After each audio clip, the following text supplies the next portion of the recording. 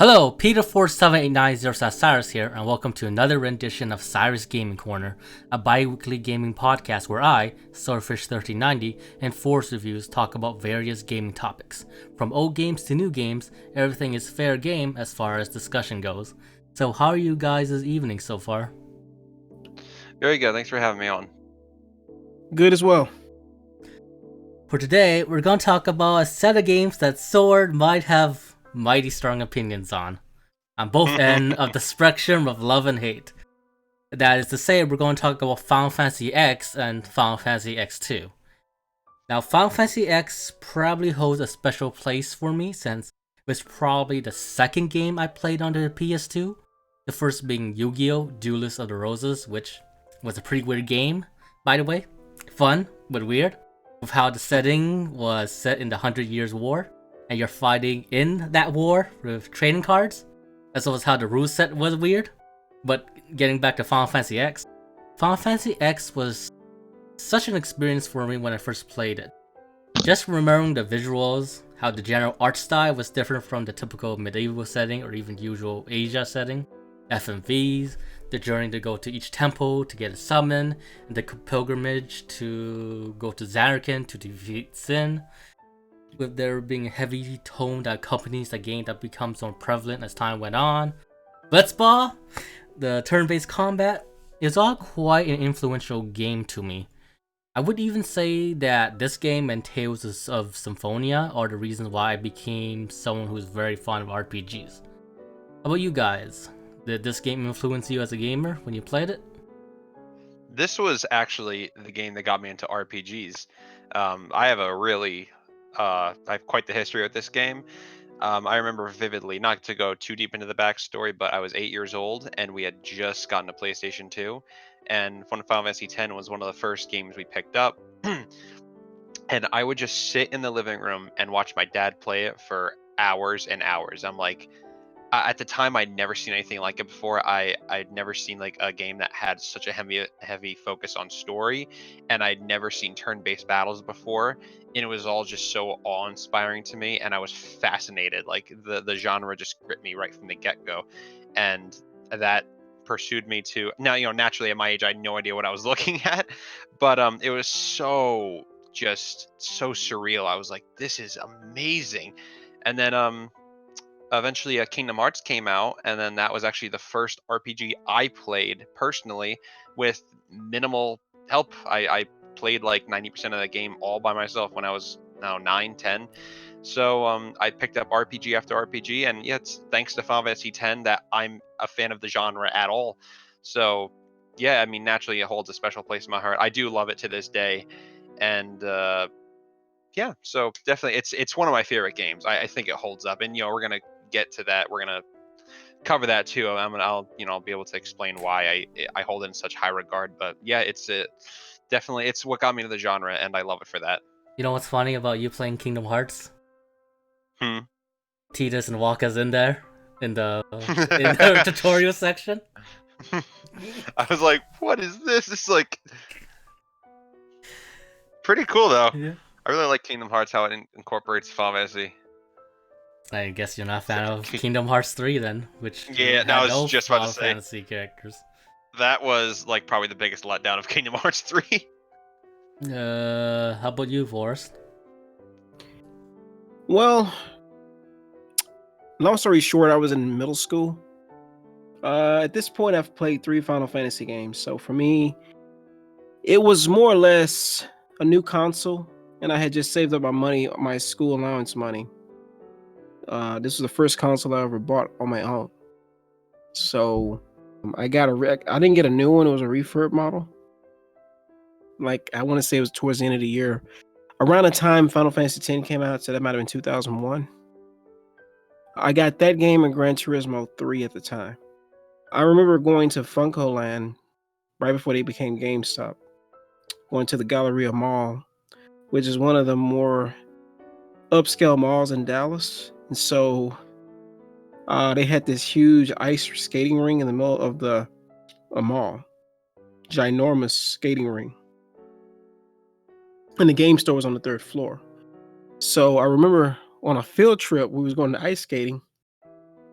there was a store there, and I said, "Hey, can I go grab a game to buy?" And they said, "Sure." I had basically bought the games before I got my PS2 because I didn't have time to go to Funko Land until like when I was out of school on the weekend. What was cool about that at the time was being able to actually try the games before you buy them. So I was able to try Final Fantasy X before I bought the game because they had it on display. I remember loving the intro of Xanarkand. I thought Xanarkand looked futuristic. It was pretty cool. The CG introduction was amazing. The theme song The that game played was during just vividly impressive. the theme song that played during it was also pretty rad. Yeah, the song to Xanarkand, it like just gave me chills. Well, yeah, but I mean, the initial impression of the game I thought was cool. I love the whole setting of Xanarkand. Unfortunately, however, I didn't have a memory card at the time to play it, so I was actually leaving my PS2 on because memory cards at the time were hard to find. Eventually, one day when I got out of school, I had just got out of the part where you do your first Blitzball tournament.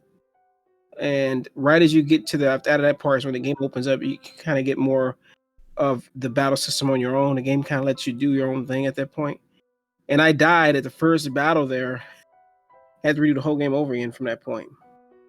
But this is also where my dichotomy of the game first started, because playing the game initially in Xanarkand, I thought the game looked cool.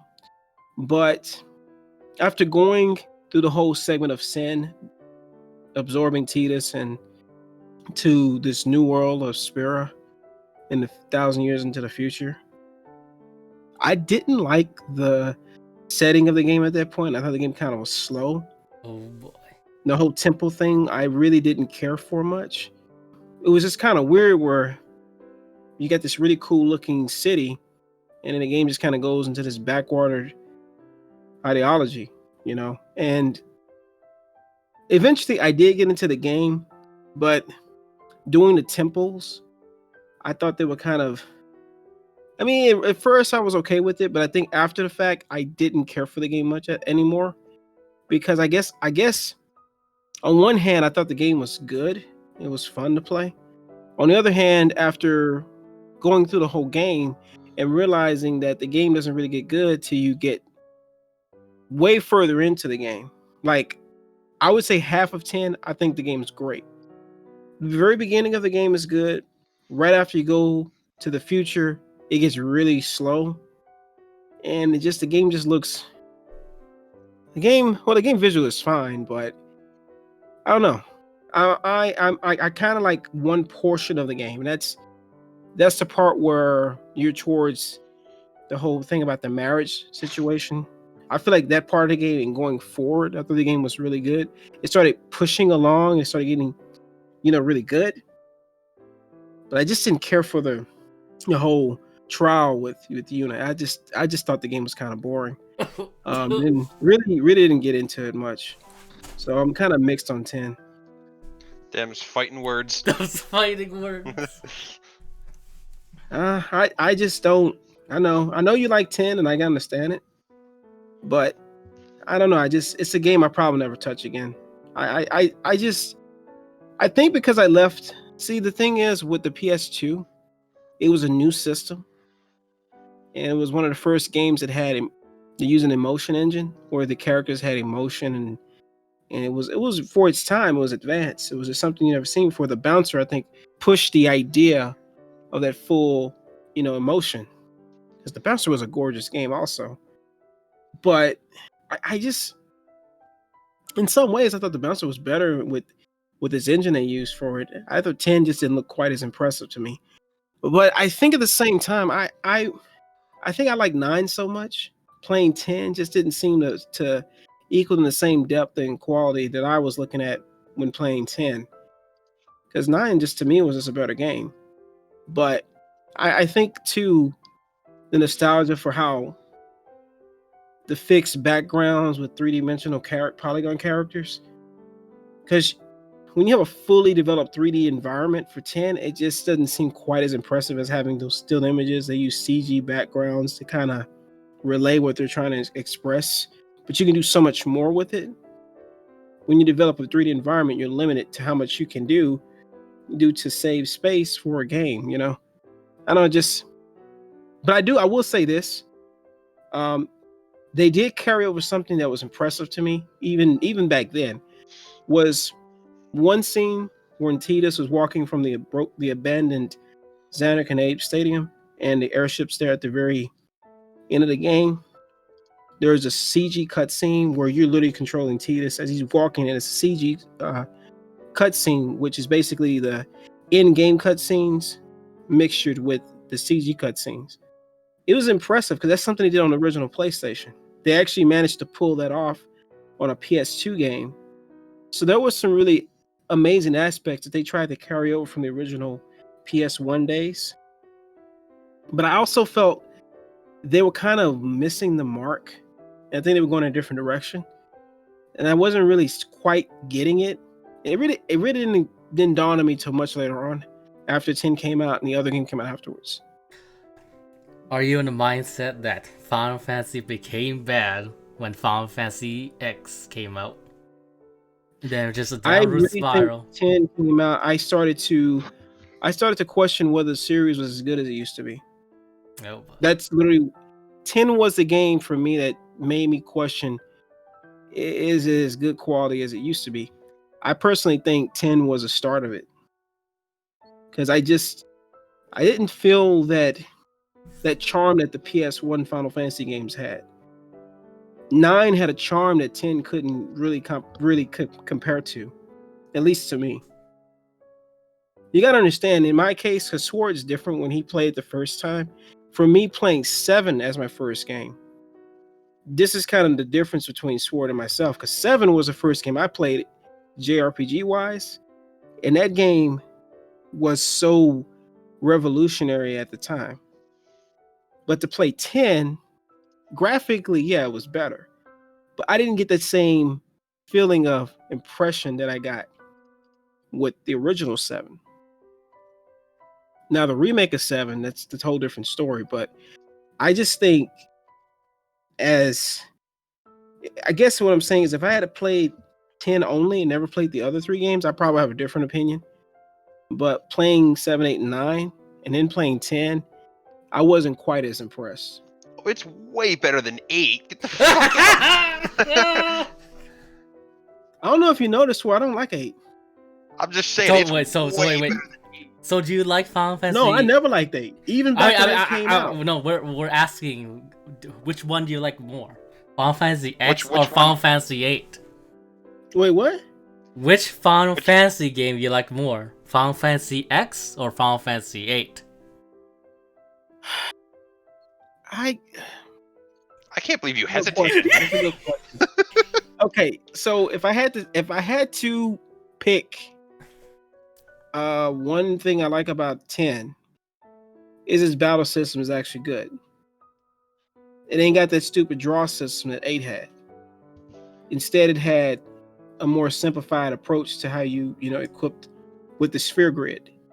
It reminded me in a way of not really quite 9, essentially. Not really quite 7, but it's simple and easy to understand. It made sense. Every character had a different. Each character played differently. You could eventually learn all the abilities for every character if you wanted to. But in the beginning of the game, everyone played differently. Everyone had their own specific playing style. So in that regard, 8 is nowhere near close to 10 in that regard. However, I think 8, to a degree, here's the big but. Like the futuristic side of like the S-Star, like future city, and in the area being in the past, and the whole. Oh, you mean when the writer starts smoking some nasty shit and the story went off the rails? Again, hey man. I'm not saying 8 is great. Those writers were smoking something fierce when they wrote that game. Even back in 8, they was writing like time traveling stuff. Time compression, whatever the fuck that means. Well, it seemed to me like most Final Fantasy games have some kind of time something in it in some form. But in regards to which one I like better, I don't think I like neither one of them. Honestly, Oh, I think I equally dislike both of them equally, because I like I said, because I played 9, I thought 9 was such a better game. Playing 10, I didn't really get the same feeling I got as when I played 9. 8, I just didn't like to begin with. So 8 just it was just kind of like, no, I don't dislike 8. I'll put it this way: do I hate 10? Do I hate 8? No. I could see myself maybe playing them again. I have a remaster of 8 on the Switch. I could see myself playing it again. Not the game's not completely terrible. It's not like you can't play it. It's got issues. 10, I think, to me, I just was bored by the game. I thought the game had slow pacing. Some of the characters I didn't care for much. Specifically, I mean, I don't know. The characters didn't bounce on me well. Didn't care for Tidus. Didn't care for Waka much. Lulu was fair, fine. though, I mean, I think the Kamara was characters- cool, but I think Final Fantasy X overall, I got more invested in the overall story than the characters. the story was definitely stronger than the characters. Yeah. I can remember. no, the story was actually interesting because it made you want to know what's about you, Yevon, and the whole like the calm, the 10-year Like- calm, and all this other stuff. So, I think 10 just has amazing lore. I think the world is so fascinating. The world of Spira is just so surreal and I was gonna say though, really great. to finish up what I was saying before, if 10 and 8 I don't really have a dislike hatred towards, that title Ghost of Lightning Returns is the worst fucking game I ever played in my fucking life. Now, if I had to pick one, if I literally had to really pick one game that I would prefer to play again, I would say 10 again. Yeah. As much as I don't really feel like playing 10 again, I would say if I had to pick one, I would rather play 10 again than 8. But I mean, overall though, the game was great. There was some real good, scenes. I think the love interest between Tidus and Yuna was interesting. And I think Riku was just crazy at times. She was kind of off the wall. She's even more off the wall than the other game. Oh boy. But, Man. I got some stuff on that thing. So yeah, that's where I stand. I just think I'm kind of in the middle with 10. I just don't. I mean, the game was good at the time. I don't think the game aged well. I think the game didn't age very well. It's kind of slow nowadays. I'm just gonna say it right now. It's for me. It's Titus. You don't like Tidus? No. The name to me will I always always pronounce it Titus when I first played the game, but then I played the Cydia, and then they pronounced it Tidus. Oh, okay. Just so rubbed this off is on you. so this is how they. I've always called him Tidus, even in the original time I first. I just think of Tidus because of the games like Right, around like water. Tide, tided like tides. Yeah. Exactly. Well, if you think of the washing powder Tide, and Blitzball. add US right? on the end of it. Water sport. Speaking of Blitzball, you know what was the one thing I always wondered when I was playing through the game? What's that? Can the people breathe underwater? Can That's people- something Never people explained That's that. we'll never know. underwater? we will never know. And if they can Here's breathe another underwater, why do they need boats? Here's another question. You remember that? Like what was like it? Blitzball. Was it end of 10? Like Blitzball is an underwater sport totally, and they're not like wearing a breathing mask or anything. And like, I mean, I'd like to say that they can just hold their breaths for a really long time, but even that's just but then you stretching. see, Hold on, but then I was going to you point out see- something here. but, At the end of 10, yeah. Yuna actually does that whole breathing count thing. You guys don't remember that? But then you She see tried to hold her like, breath long as she could. I think in a way they train themselves to hold their breath for a certain amount of time.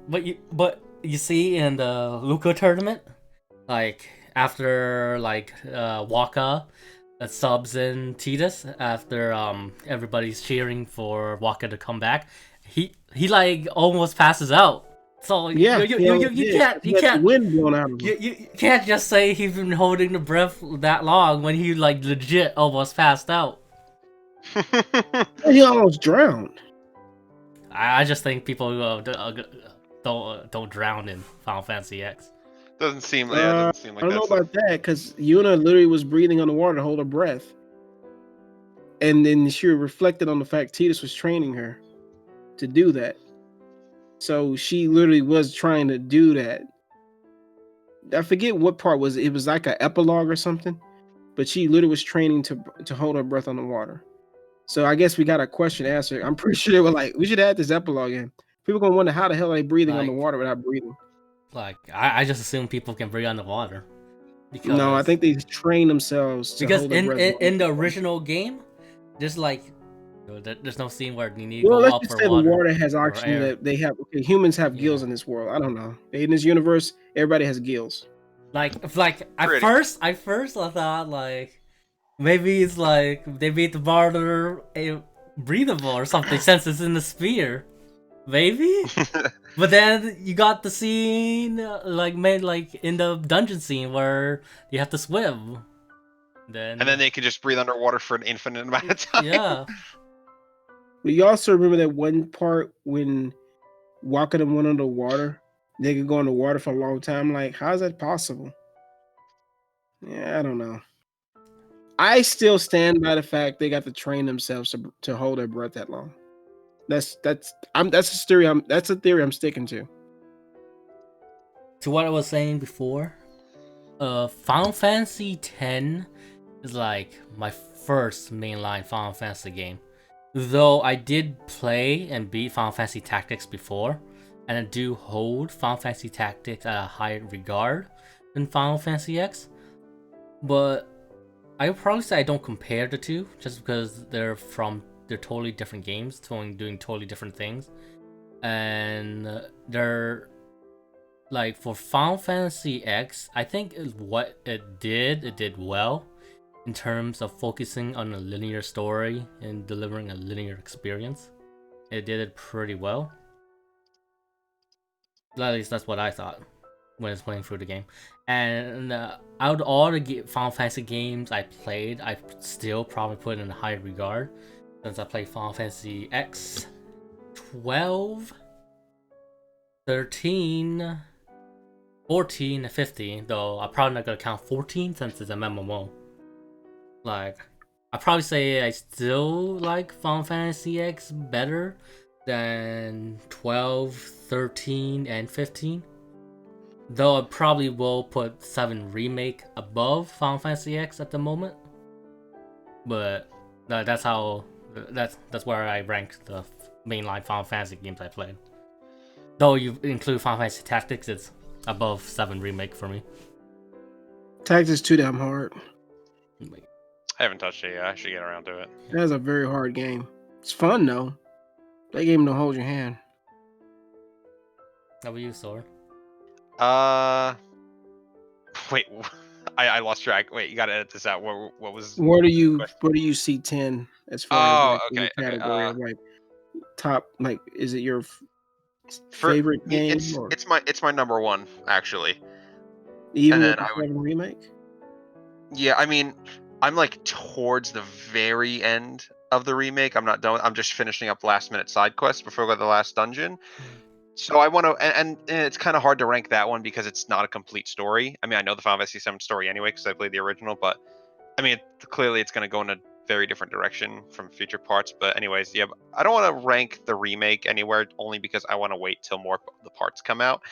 But yeah, I would rank 10 as my number one and then 9 as my second place. I mean, I love 9 to tears. It's funny because back when I was in high school, I actually ranked 9 as my number one. But then I replayed Final Fantasy X, and I saw how much deeper the story went and how the themes really resonated. How with real life, you could really attribute what the message game applies to in real life. I won't go too deep into it now, but I just feel that the themes are a lot more mature and thought-provoking in Final Fantasy X. So that's why I think I would say I guess I slightly prefer the characters of 9. I think the characters are more endearing. Not that I dislike any of the 10 cast, except for maybe Kimari, but although to be fair, 10 has Orin, who is probably the most badass character in the series. But yeah, I think that 10 overall, I just think again, the story really resonates. The themes are really deep and again thought provoking. And the combat system, while it's simple, it's still effective, and I still think it's aged pretty well. Again, there's not like too much to it, but I do really like the addition of being able to swap out characters mid battle. I'm not sure if that's been done before Final Fantasy X came out. I could be wrong, but as far as my knowledge goes, that was a first for the time. So that was a big step up.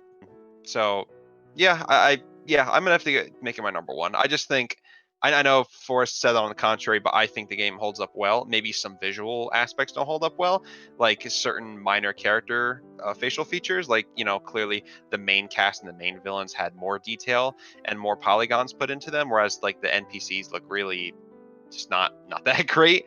But overall, yeah, like visually the game holds up well. I just think the overall game, I think, aged really well. It's fun to play, it's gripping, and it just has the whole package. It's just an amazing game, and the music as well.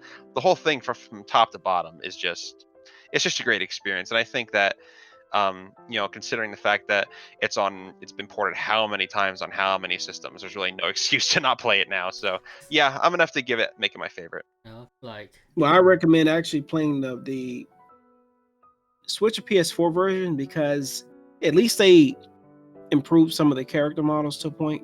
The game looks visually better. They did some tweaking to it. So if it was a version I recommend playing, I'd probably recommend that. There's a higher resolution. It's funny you say that. I actually like the visuals of the PS2 version more, because just because of the face, the Tidus. Yeah, the faces look fucking weird and creepy. They look like dolls. They not Star Ocean 4 level of creepiness, but like, yeesh, I'm not a fan of the way.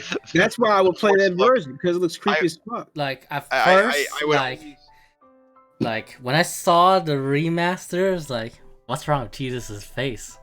That's the first thing I thought. Doesn't he have like dark shadow complex under his eyes? Like maybe. You notice in the remake, in the remaster, he has like this darker shadow under his like eyes, and he didn't have in 10 original. Maybe. And his eyes are more dark blue for some reason. Like, it just looks awkward in a creepy kind of way. So it makes you want to play that version, because he just looks weird. Yeah, I always say PS2 version all the way. No, I wouldn't play the PS2 version, because I'd probably say I probably still recommend the PS4 and Switch version, just because they have the more open sphere grid option, so it makes it more expert sphere grid. Sphere grid. And they got those cool boss fights that was in the European version. I will say that for a beginner, if they should go standard still. But expert sphere. See, the thing is, I probably wouldn't. I'm gonna be honest. I wouldn't go that far back with the PS2. It's just harder to visually. It doesn't look great on a 4K TV. Most people are gonna have 4K TVs, and most people aren't gonna have the money to be spending on an upscaler. I really wouldn't advise, unless you have a way to upscale games and make them run better and look better on a bigger TV screen. I would just play the PS4 version. It just visually wouldn't look as good unless you have a tube TV at home to play a PS2 on. It really isn't worth. You're not gonna, especially because there's a lot of the younger people playing games these days. I'm not gonna go back and play the original 10. It just visually won't look as great. Speaking of visuals, I know you were like not digging the visuals of Final Fantasy X's Spira, just because it seemed backwater compared to Xanarkand. But I do, like, personally, I do like the visual style of Spira, just because it's not medieval based, and not even like based on typical Asia settings you usually find. It's more, I don't know, it gives like sort of the like cultures are very varied. like a Filipino feeling, kind of. That made the overall visual style to be very unique, even though it is backwater, kind of like very. It kind of like blurs the line between people. Blurs the line between what? Between like a medieval setting and more of that like Asian setting. Yeah. It's not quite medieval. It's a little more advanced. Like you do see there's machines. Yeah, you do see the medieval setting in there, just with the Crusaders look, but I don't know. To me, Final Fantasy X still feels distinct to me and appealing. I think artistically the game holds up great, and the locations are so they're just so breathtaking. Like every area, whether it's a dungeon or a town, doesn't feel the same as the last. Mm-hmm. The FMVs I think still look pretty good even to this day. I think. Mm-hmm. Yeah, like I said, visually overall, aside from like some of the NPC characters, I think it looks great. I actually think it's still one of the better looking PS2 games. Period. And it was like practically a launch title. Yeah. There are games that came out towards the end of the PS2's lifespan that look worse than Final Fantasy X. So I mean, Square has always been at the top of their game when it comes to presentation, and that's a prime example. Let's talk about music. What you guys thought of the music of Final Fantasy X?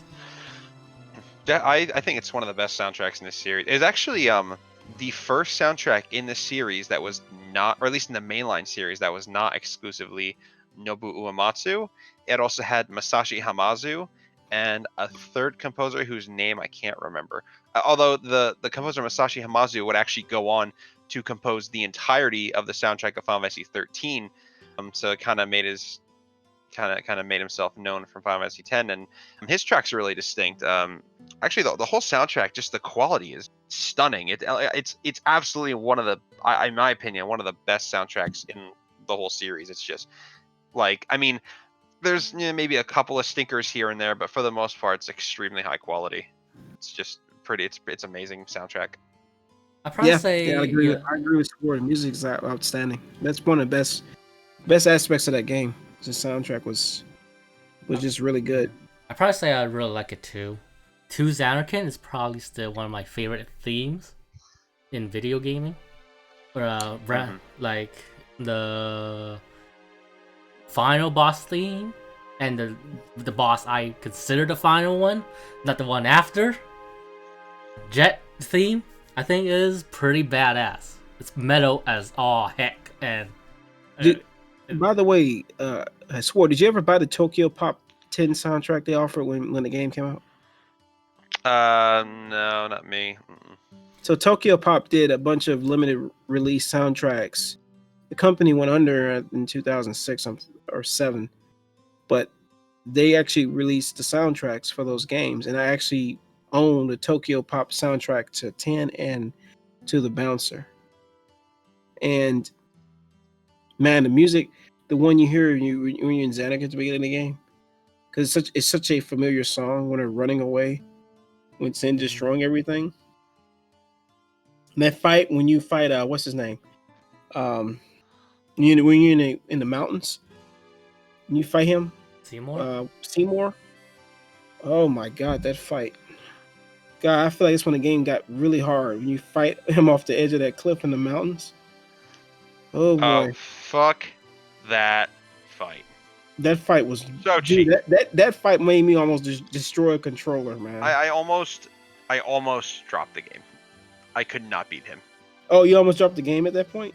I almost did. I came so close, but I like, oh my God, the part that pissed me off about that fight is there's literally luck involved. There's literally, you have to just sometimes say, please go my way. There's some aspects of that fight that are out of your control. It's bullshit.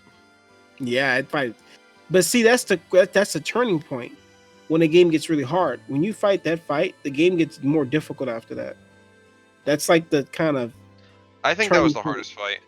I've actually seen people say Yunalesca is harder. I think she's a bitch. Once you know the strategy, so. I kicked her ass.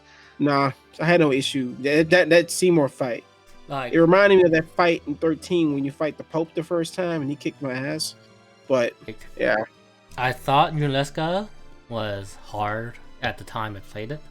Note I was pretty young, though I did think Seymour was a lot tougher than Yunalesca. Like, it's a little tricky only because you have to.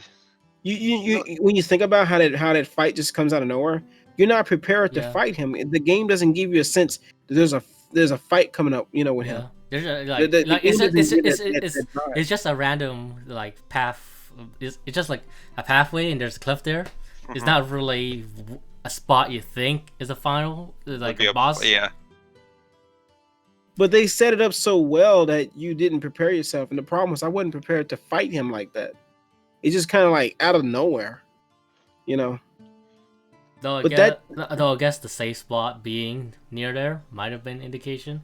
Maybe. well, even then, not really. They did a pretty Possibly. smart job because there's a bunch of other places where you can buy stuff along your journey. They didn't hint a boss fight or anything like that. I mean, a save point, not like a merchant. But even then, there had save points in the game that Yeah. didn't necessarily mean it was a boss fight coming up. Although It's to be pretty fair, the generous to 7 save remake points. kind of does this weird thing where you have a bench seat and a vending machine, and yeah, I'm like, okay, it's got to be a boss fight coming up.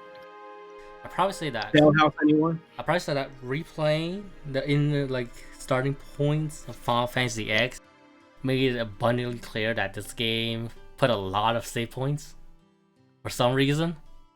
I don't know why. Yeah, they were pretty generous, which I is think nice. we're I'd rather over- have too many save points than not enough. Oh yeah, talking about music before. Like, love to Xanarkin. Jet Boss theme is badass as hell. The normal battle theme is classic to me, and overall it's a really great soundtrack overall. And oh yeah, the Hymn of the Faith is just iconic to me. Oh, it's beautiful. Yeah, There are some redeeming qualities to the game. The boss fights were really good. The CG cutscenes that accompanied those certain boss fights were pretty astonishing. The ending boss fights that you have to encounter, with the exception of the one where you fight the spider, I'm not even gonna count that one. The other fights were actually pretty good, but again, like I said earlier, the ending part of the game, or at least the second half of the game, I thought was the best part of 10. If I literally have a save point just so I have to play the beginning part of the game. I just don't care for it. I think the second half of the game is better. So, and that's because it moves along and you get these really cool fights. The game is not slugging; it's actually progressing. There's a sense of urgency at this point. I don't agree with that. I think, like, from beginning, when you get to Besaid, through the Miha High Road to where I was during this replay, I do think the pacing was good. There's like good See, I don't think so. throughout the like- course, like because it builds up Sin really well during these parts. I think. mhm. No, if you're like talking it about does a great job of showing the tragedies of sin. Like, Yeah. if you're there was- talking about the world building, meaning like you get to see what's going on with What Sin and like everything, and the like- whole you get to see just No, how much of the a you get to see how much of a threat Sin is. like Well, no, like one of I- my favorite parts of the game is the operation where you're working with the Crusaders to fight Sin, Yeah.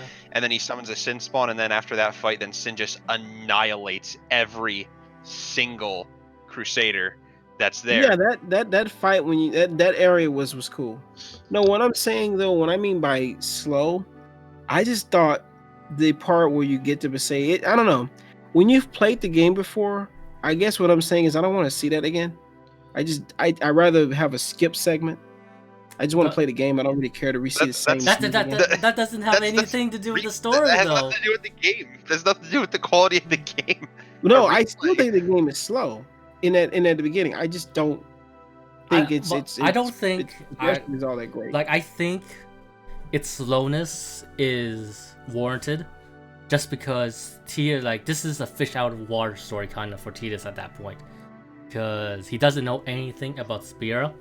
So He's not. Yeah, he's So from yeah, Xanarkin, you so he need asks questions. you need the time for, like, Tidus is basically the audience surrogate right now, and basically Mhm. asking what the world is, what's sin, what the calm is.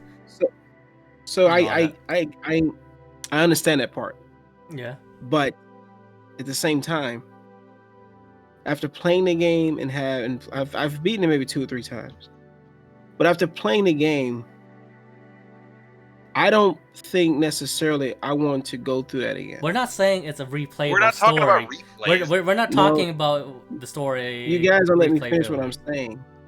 Personally, regardless, of how the situation with Titus, the world building around Spira, dealing with Sin's situation, meeting the cast on Besaid at the beginning. I understand all of that. I personally still think the game is slow, and it's probably the worst part of the game to me. Regardless of those things, I wouldn't want to go through the hassle of that again. And that's one of the reasons I don't play 10 anymore. I just think that part of the game is slow. I've played other Final Fantasy games and never had that issue. Actually, I enjoyed 12 immensely more. I thought its pacing was a lot better. Really now? Yeah, I thought did. 12 was slow. No, I didn't think so. But I think it dragged. again, Like, it was 12 problem is the travel time from plot point to plot point. But if you were to watch, yeah, the here's story the beats thing, are really scarce. if you were to watch it like the cutscenes consecutively, it wouldn't seem too bad. But it's just the point of getting to each story segment that is long. and luckily, like what the story to saves all gameplay of that- ratio isn't. what saves all that, what allows me to actually enjoy 12, It's the international whole- version, basically the fast forward. right? This, So, that yeah. version is just better. And But so if we're what I'm talking the saying vanilla is, version though, like when the oh no, I initial- would never play the original 12 again. No. I But played, even then, I- there's still a lot of yeah. running around. Like I'm just gonna say this because for me, 10 is a gray area for me. Because on one hand, I do like the game to a point. On the other hand, I don't like the game to a point. And in some parts of it, I'm in the middle because although I do like the world and the lore of Spirit and the whole Sin and Titus being a memory, or he's created through the far plane. no, he's created through the dreams of the faith. The far plane is Okay. the far plane is a whole different matter. What Peter just said, that I get that part. I don't know. And this is it's a game I probably wouldn't play again. I just couldn't. I couldn't do it. I No. don't be. I'm being honest. I just think the game hadn't aged well. I tried playing it a couple of times. I don't think the game's aged well, and I don't know. I don't get the impression that I think even back when I played the game new for the first time ever playing it, I didn't get the sense of wow, this game's amazing. When I played it the very first time I played, like the very first time I actually played and beat the game, I didn't get that sense of, man, this game was great. Man, I loved that. I didn't go away like that. I played 10 and the first thing in reaction was, okay, I'm just gonna play Gran Turismo. Oh, okay. That's literally what I said. I was like, okay, cool, whatever. Let me move on. That's literally my thought process was when I beat 10. I just was like, okay, cool. It was all right. I think I had that mindset when I was playing Final Fantasy VIII for a bit. I came off I came off Final Fantasy Tactics, like, oh, another Final Fantasy. I played it a bit, got to Efrit, like, and going back to Tactics. Okay, thank you. See, that game is slow as balls. No, I can't stand 8. See, the thing is, I equally don't like 8 either. That's what I'm saying. I don't like 8 either. So Like, I know you guys bring up 8. I don't like that game either. I don't like 8 or 10, basically. In a nutshell, they're equally. I don't like either one of them. But I think the thing is, I have issues that makes me not like 10 and 8 for different reasons. But my issues are slow pacing at the beginning of 10. I just don't care for it. I don't care for I still don't agree. Again, you can disagree with me. That's not going to change how I feel about 10. Not going to change See, anything. I think. Okay, here's what I think.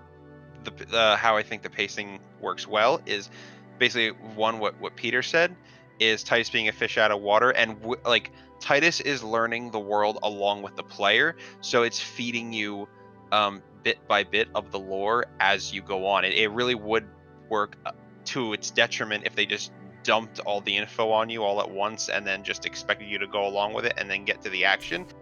It's basically just like, okay, here's this, now Titus learns this, and you learn this, and then you're learning bits about Spira and the threat of Sin as you go.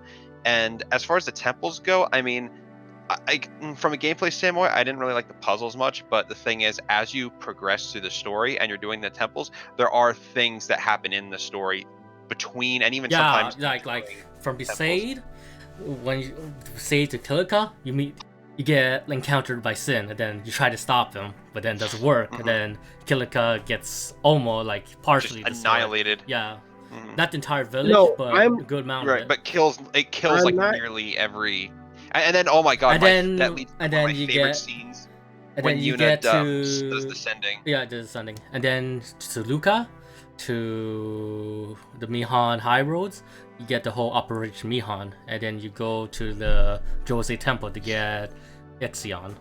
And like, there's always Okay, something. There's I, always I'm something. There's not always, it's knocking. not just a formula. Like I'm not knocking their. Okay, I'm not knocking that. None of what you guys saying is a wrong thing. The temples and the whole idea of Yuna doing her pilgrimage.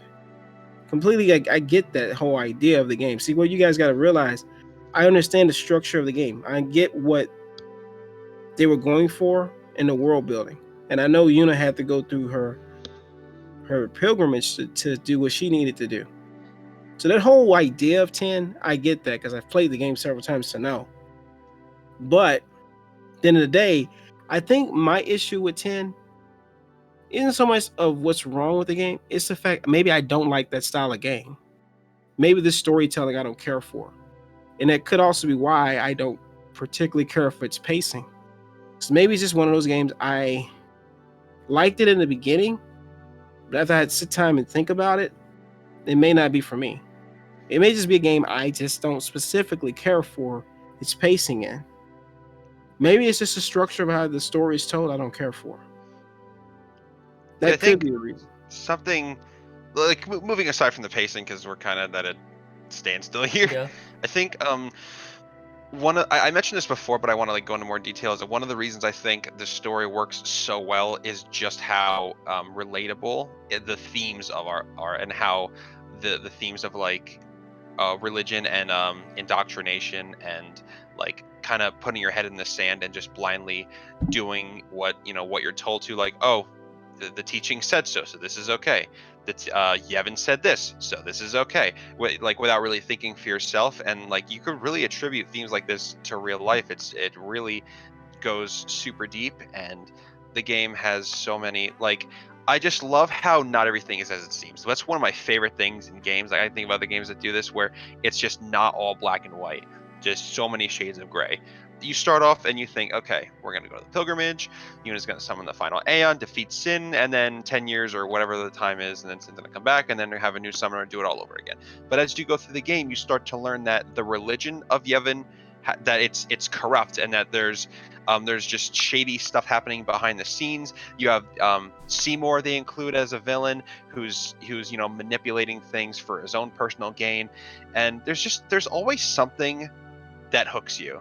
I just think that not only thematically, but just from a storytelling standpoint, the fact that I'm just always wondering what's going to happen. I need to get to the next scene because I need to know. And the game there's like so many twists and reveals that show you just how corrupt the religion of Yevon is. And again, like you can relate this to real life. Like it's just blindly following, not thinking for yourself. And I think that that's something that, that really warrants I think the game actually benefits from multiple playthroughs in a way, because you'll pick up on things you didn't notice the first time, and just I really loved just it felt so much more mature in terms of how deep its themes go. It's just so rich, and I just think it works well with what it's trying to do. Like if we're like like I said, getting off the pacing, that's subjective, I guess. But if we're talking about how the story is presented, I think it does it extremely well. Yeah, I would Okay, say. hold on. I gotta Go. say one thing. Oh boy. I gotta say no. I gotta say one thing. Okay. Subjective to a sense of it being paceful wise or being pacing is more or less related to the story. Now, as I said before, do I think the story is bad? No. But because of the way it's told, I think to me is why I don't like it. Due to the pacing of how the story is done, that's why I don't like the game. Okay. Does that make sense? Yeah. Okay.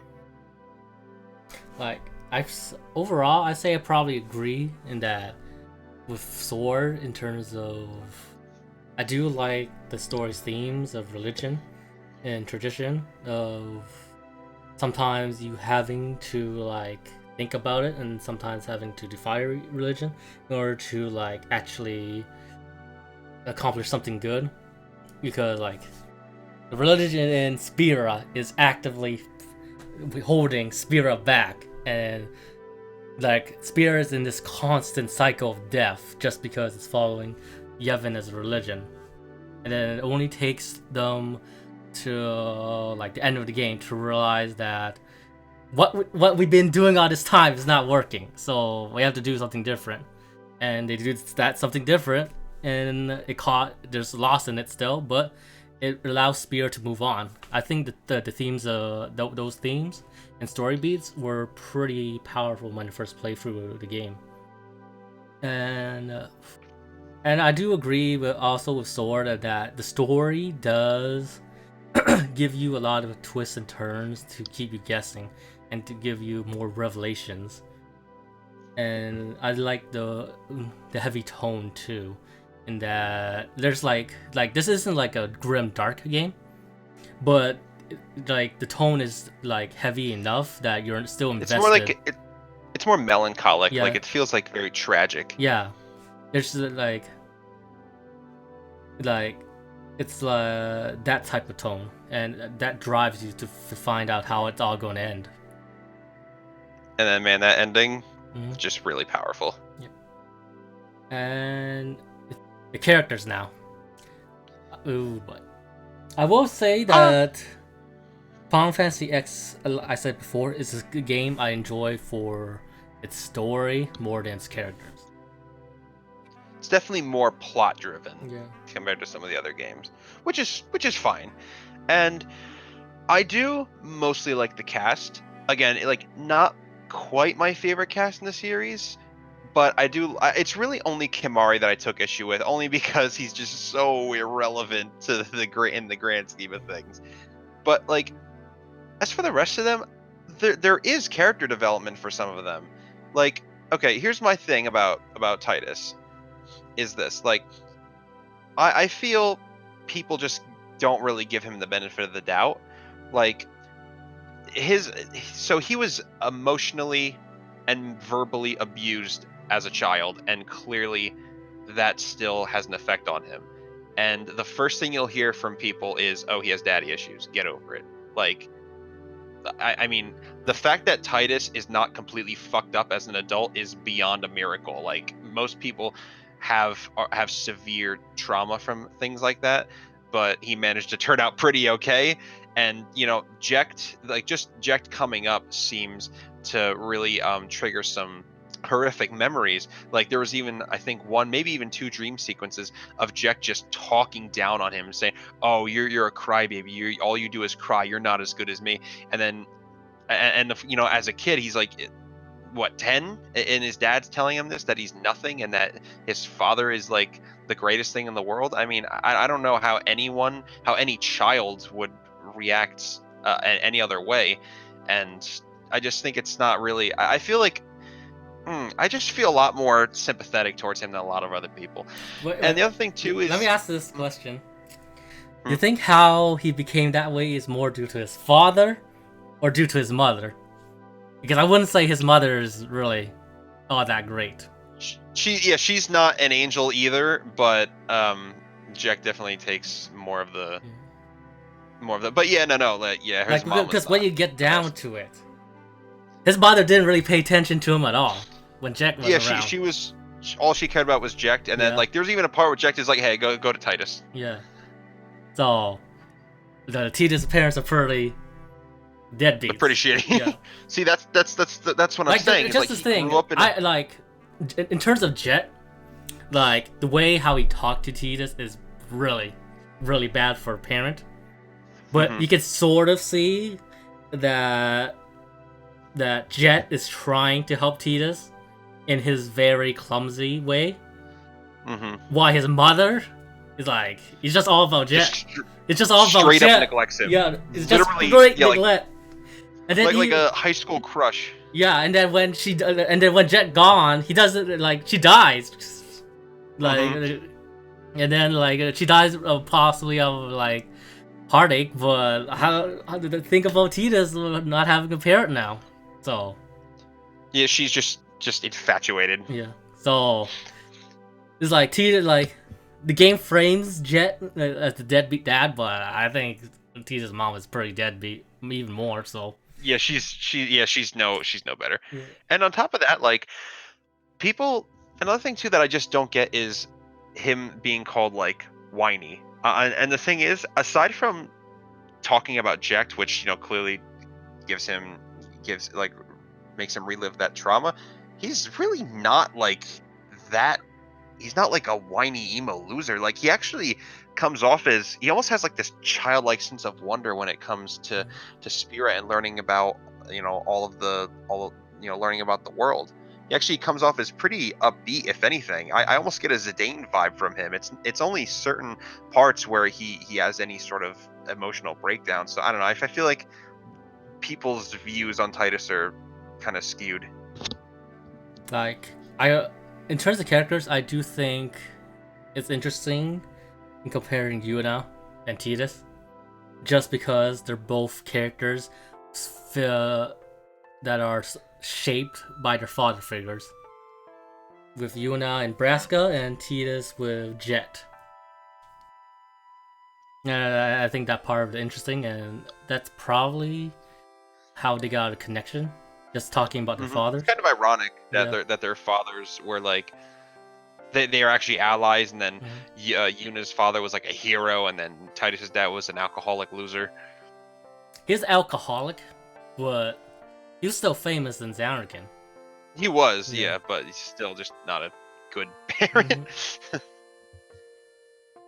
As for the rest of them, I've mentioned it before. Auron is the best character in the game and one of my favorite characters in the series. He is like such a badass. I don't know what other word to use to describe him. He is just so awesome in every conceivable way. I like Lulu a lot. I like that. I like her kind of that mysterious gothic kind of vibe she gives off. A lot of people seem to be annoyed by Wakka. To me, Wakka represents Yevon, basically, as a character. Yeah, like he's a Yevonite. He is a like tried and true Yevonite, and he's one of the things that contributes to the theme. Yeah. Like he closes his eyes, covers his ears, la la la la. Yevon good, Albed bad, la la la la. And it's only till the end where he realizes that Yevon is corrupt. Yeah, Yevon's corrupt. We need to do something different regarding the sin problem. See, like that right there, like a nice little character arc right there. Like he starts to think for himself. But it is funny calling Wakka a mega racist. He basically is. He a bit more like dead. Like happy festival fireworks. Oh my god. That was really bad. Oh, that was dark. Like, I won't say that Wakka is totally likable, just because he's mega racist at the start, and he makes some sometimes rude remarks, especially about the fireworks thing, when when the Obed lost their homes and they have to bomb it. Like, there's a time and place, and that's not the time and place for it. I feel like I don't know. Maybe I haven't played it in a while. I feel like he was trying to lighten the mood. Yeah, he was trying to lighten the mood, but he was trying to lighten the mood 10 seconds after it happened. After it happened. That's why I say there's a time and place. Yeah, I need to let it cool down just a little bit. Yeah. But yeah, I mean, I like the cast. Yeah. I say Lulu. I like her design, and I think her cold demeanor is somewhat interesting in some parts of the game. But I do find that she does you say how Komari doesn't really have a role in the story. I feel that way for Lulu kind of. Yeah. Although I think that more of a problem with Kimari that I had is just the fact that he's just kind of nothing. Stoic. He's just stoic. He feels like almost a silent protagonist. Yeah. He's kind of there along for the ride. And then there's Riku, which I think she's okay. She's a usual energetic girl, I think. And She falls in that archetype. You can understand her motivations, especially since Yuna is her cousin, and her motivations for doing the shady outbid things she did to the group, like try to kidnap Yuna. Just because, which were actually all good intentions. Yeah, because she doesn't want. Riku sort of have an altruistic motive in that, as well as a personal one, just because she doesn't want any more summoners to die to using the Great Summon, especially since because when they use it, Sin doesn't die; he just gets reborn years later. So all they're doing is just buying time. Yeah. Is that all the characters? I think so. Yeah. Oh, let's talk about Seymour. I mean, I think okay. I think one of the reasons why Seymour exists in the game is just so that you have more of a humanoid protagonist who's an immediate threat, who's constantly trying to be a thorn in your side. I think his motivations are not very logical. They're nonsense. You know how I'm gonna say Spira? By making all of Spira into unsent. Yep. Which and unsent are basically people who die who couldn't move on, and they haven't turned to fiends. You want everyone to turn to fiends. The game isn't really specific about the requirements to become an unsent humanoid or fiend, especially since there are a bunch of people you meet in the game that are unsent and are chill people. So yeah, that's weird. That's weird. But I do still like the overall lore. I like the lore around the Crusaders. I like the lore regarding Sin, Yevon, the history of Yevon and Bevel, of why Blitzball is still a thing 1,000 years, just because it's the only type of entertainment they have to make them forget about Sin, basically. I like the explanation about why the villages are so small, just because there's a bunch of people. Time to go for buffet as Sin. I do think the far plane as a concept was pretty interesting, and just going to a place where you can see your loved ones. Even though it's basically like a snapshot of someone who passed away, and then the far plane reacts to your memories and creates a phantom of a dead person. Anything else to add? Let's see. I mean, we talked about the gameplay. We touched on the gameplay a bit. Yeah. Final Fantasy X's gameplay, the combat system, it's traditional, very traditional, in that it doesn't really do anything new in terms of combat system. It's probably different for mainline Final Fantasies for a bit, just because Final Fantasy 7, 8, and I think 9 uses an ATB system. When then Final Fantasy 10 is just traditional turn-based. But I do think it's interesting how you can see there's a turn list in Final Fantasy X, and with you being able to plan more in how being able to plan which moves you should use. Because I think that was kind of a first, at least for I can't think of any RPGs before that used a turn list. Yeah, and the turn list is pretty important sense. If you use the turn list wrong, you might be eating a bunch of turns and dying. And I do like how each character have a distinct role in combat in terms of dealing with a particular type of enemy. With Tidus dealing with really quick, nimble enemies who die in one hit, but you can't really difference between Tidus and Auron. That Auron is stronger, but if he tried to hit those quick and nimble fiends that Tidus specializes in, it's probably gonna miss. And then walk out with flying enemies, Lulu with magic-based enemies. Yuna is just basically a typical white mage, though she also summons, and you can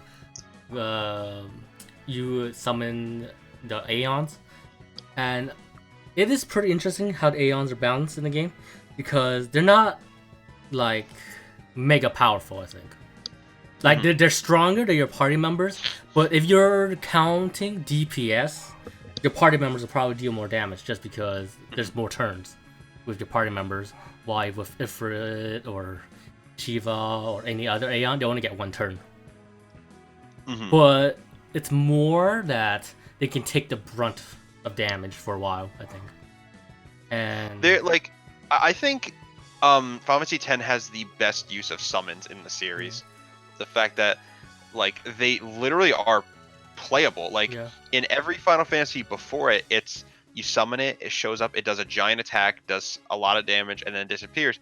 You summon them in Final Fantasy X, that is its own character with its own set of moves, its own HP and MP bar, its own overdrive. It is a completely playable character.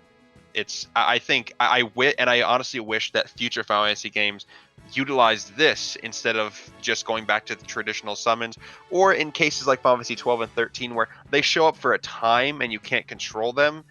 Well, except for Zodiac Age, but you know that's a different story. But yeah, I really wish the games after this used a system like the Aeons. I just think it was perfect.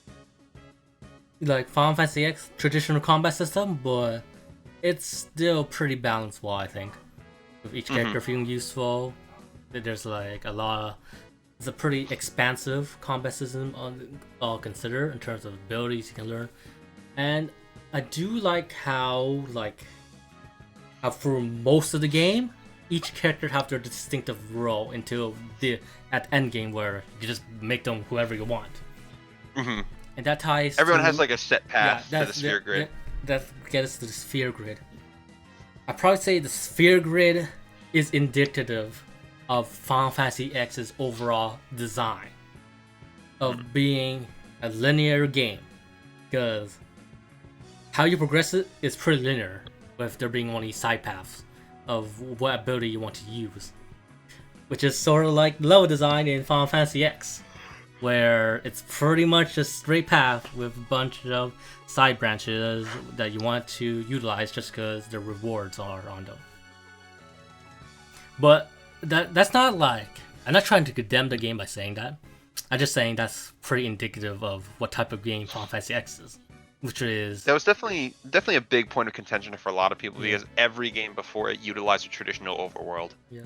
But Final Fantasy X drive is to deliver a linear RPG with emphasis on story, and with a combat system that's fun to use, that's simple to use, but each character have a distinctive role that make it feel useful, which ties into the switching mechanics the game has.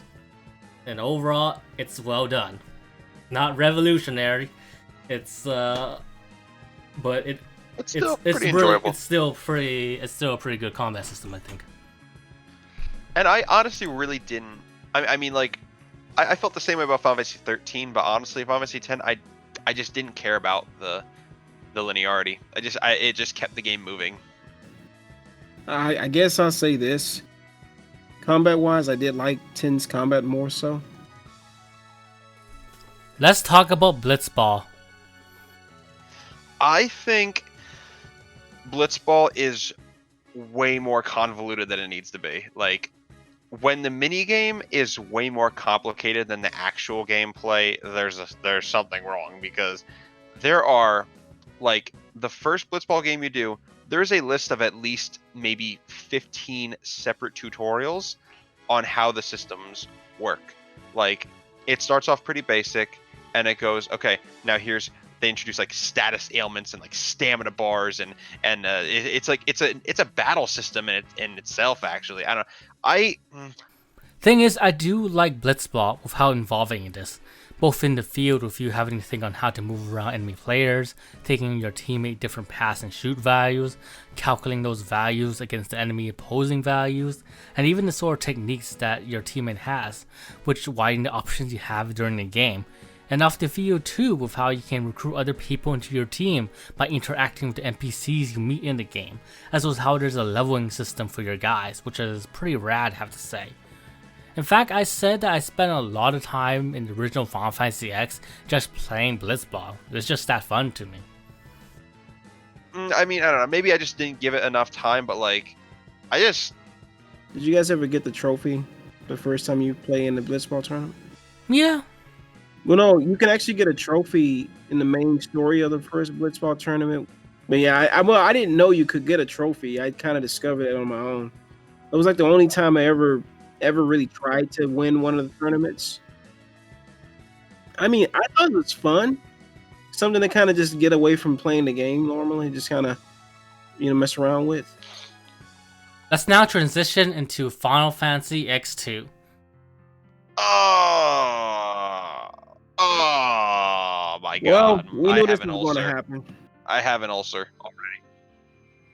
So after a game like Final Fantasy X, after a game that has such a thick tone of melancholy within its storyline, what does Final Fantasy X2 greet us with?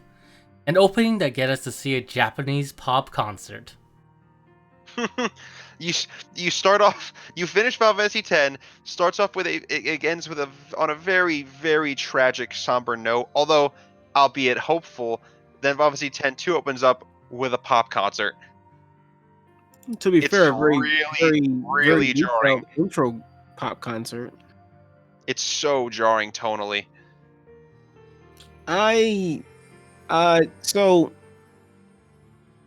Well, this is kind of opposite of how I feel about 10. I actually like 10-2 a little bit more than 10. And that's because of one reason, is not so much that I thought the story was kind of weak. I didn't think it was just kind of, when you leave off on a good ending of 10 and you play 10-2 and you're like, what is this crap? What makes up for 10-2 for me is the combat. The action time battle system, the active time battle system in that game is just stunning.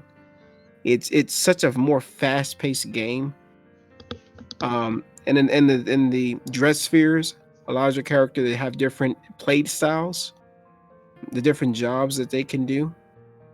I mean, just imagine the replayability of just switching between different dress spheres. Yeah, we can always talk about the whole transformation. Yeah, that's not necessary. But in and of itself, I think it's truly where the game shines the most. It's just the abundance of different missions you can do across the different cities and towns and villages across the game. You're not bound to a linear path like 10 was. And the fact that it's open world more so from the start compared to 10. The game just feels more laid back in that sense. There's still a story, but the game actually feels like you're not bound to point A to point B. You have time to deviate and travel and explore the world and see what happened after the events of 10. There is some charm behind that to know things aren't completely right as you think they would have been. You think that, okay, this would have solved the problem, saving us from sin. You think everything would be great. It's not the case. There's turmoil all across Spira. Nothing is what it should be. You got these different factions trying to control things now. There's this new power struggle. And of course, you got a new character, Pain, who no one knows anything about. She's in my opinion, one of the most badass characters in Final Fantasy. It's just her personality. She just she's very mysterious. She kind of stands out. When you try to figure her out, she doesn't say much. Although I will say Riku, like night and day, I don't know if she's on ADD or something, but she's all over the place in that game. But Yuna's even worse though. Yeah, Yuna, oh man. See, okay, I've seen the argument with Yuna when it comes to Yuna that she's become more confident especially because she's not bound to her pilgrimage. But here's the thing, Yuna, I just feel like this character transformation, like this off-screen character development, feels so forced and so out of left field. Like there's no gradual transformation. It's like, oh, I forgot. That's like a year past or something like that. So we have like an off-screen heel face turn, and on top of that, like I get being more confident. I get feeling like more that you're not like chained to your, her calling with as a summoner. But like she comes off as like kind of an idiot in 10-2. Like she comes off as like a 12-year-old girl. Like she's so like mm, kind and nurturing, but also willing to sacrifice yourself of obviously 10 to like being just an airhead. It's like it just doesn't work. Yeah, I can see your point with that. Yeah. It's not even the same character. Like it's like they're just twins. Yeah, and that kind of didn't get explained much. They didn't really go into why she had a completely different change of personality from the first game. It could This be her isn't. way. It could be her way of shouting her true feelings behind things. It's maybe she has a curtain up, a closed curtain. She doesn't want to show her true feelings about how she really feels about everything. She's a person that's looked upon by everyone, and she doesn't want to be looked at as that summoner, that person that she was, the calming, respected type. She wants to be more outgoing and more herself. Because I think, in a way, it's her way of closing the chapter behind her with Tidus. It's a way of moving on from it. But at the same time, it's actually a hindrance for her to be that way because it's probably not something that Tidus would want. Tidus would want her to be herself. But at the same time, I think he would also want her to, to move on with life and not struggle with what's going on around her. Like, So you get in a way, it's kind of a mystery with Yuna. You never really get straight answers to why she's like that. I don't think the game ever really gives you that hint of why she's like that. like I think the motive for her to be like that is that she's like actually have a choice to be carefree now. She doesn't have the weight of the world on her anymore, like in Final Fantasy X. And how she can Yuna was somebody who had to grow up fast just because of the situation around Spira, around Sin.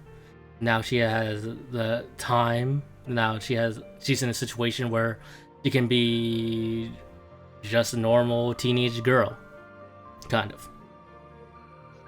But I do get where Sword's coming from in regards to her being a airhead now. Yeah, like I mean, I kind of get what you mean. Like it's almost like she's making up for lost time. But I think it's like done to an extreme. You could even say that some of her traits like she got from Tidus, just because. Yeah. But the story, oh boy. What story? Like, it sort of doesn't really go anywhere. Like, Yuna's entire reason for being a sphere hunter is because she thinks she found a sphere where she thinks she sees Tidus when it's not actually Tidus, and so she wants to become a sphere hunter just to see if there's any more spheres, find out where he went. That's the whole premise of the story. Actually, Yeah. is the sphere grid is what makes her want to go on a sphere hunt. Yeah, because spheres allowed him to see glimpses of people, and in her mind, she's hoping that Tidus is still alive somewhere, and that'll lead her to where he's at. Unfortunately for her, the images she was seeing was not of Tidus, but was of the other guy, the guy that Shuyan. Shuyan. Now this is what I find kind of interesting about that is Tidus is not technically real, as it has mentioned. He's a dream. He doesn't physically exist. He technically didn't exist, but he took a likeness of someone else. And unfortunately, that caused a problem when Yuna thought she saw Tidus. In fact, it wasn't him. But that's what's kind of cool about the game at the same time is that you're thinking, oh wow, we found Tidus, we're gonna bring him back. And you get to the end of the game, and that's not exactly what happens. In fact, it's actually a pretty cool fight. The I don't know if Sword, have you ever had a chance to beat the game or not? But I got far. I didn't fit. I think I got stuck somewhere. like the final battle against Shuyan, he's basically using Tidus's moves, but with different theming around. Yeah. It. But see, that's like the thing. It's never explained why they're the same. Well, they're here's not the thing, same though. person. Here's the thing, faith, like Tidus is basically a dream, right? Based on the real person that the faith are replicating, and I think that the original person Tidus was based on was Shuyan, because he was a blissful. Yeah, like I came to that conclusion, but it's like, why is he like not Shuyan exactly? It's like because wrong, they dreamed of this just because of the perception of the faith who was dreaming him. I think that's what I was trying to say. Guess. But the other thing I was going to say too at the end of that fight, not just the fight of Shuyan, but when you go down the staircase and you have to fight all the Dark Aeons, I think the lead up to fighting Shuyan, some of the best gameplay I think I've ever had in that game. The game is challenging and fun. One of the main reasons I like 10-2 so much is because of just all the challenging aspects of that game and its core story that leads you on this journey to want to fight to get to these spheres, because these spheres are like the new hunt in this after sin thing. You know, it's a job to find these spheres, because some of these spheres gives you the ability to they have new job license attached to them. Some spheres have video recorded of the past of people's lives prior to sin destroying it. So I think the whole idea is a way of the world healing itself from the events of sin through the spheres. The spheres ultimately is like a connection of before sin and after. But in Yuna's case, it's putting closure on Tidus in her life.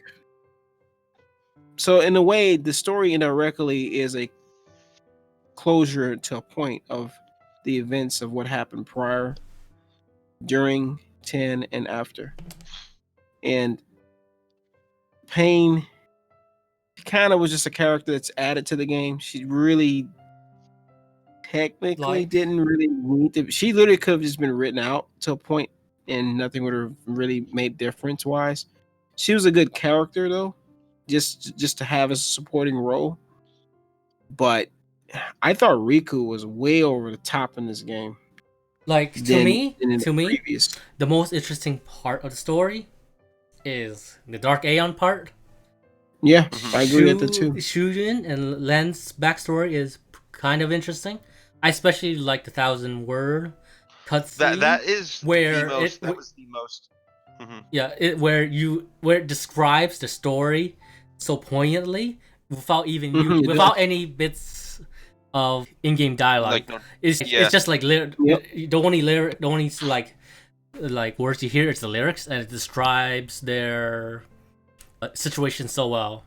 It was a very, very touching scene. Yeah, that's that backstory. The backstory between Len and Shuyan is just interesting, just based on 1,000 words. Yeah, that's one of the main reasons. All of those things is the reason I like that game so much more than 10.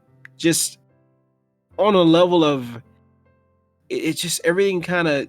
You have to play 10 to really understand and appreciate the game to a point. I don't mean by like, oh wow, they made another game to topple the ending of 10 to kind of ruin the why would the game is not necessarily needed. Well, if you really think about it, really think about Yuna.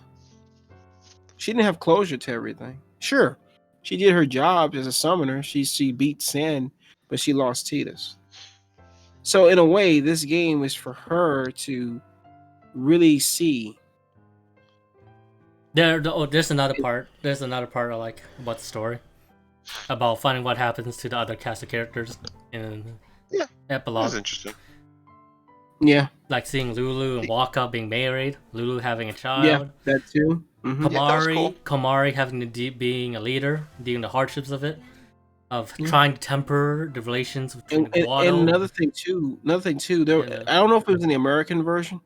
I think this got put in way later, but there was actually maybe in the Japanese version and where you even see side you- characters like remember Classical, the Chocobo dude, Yeah. that dude. You can help him in this game find like maintain a Chocobo ranch.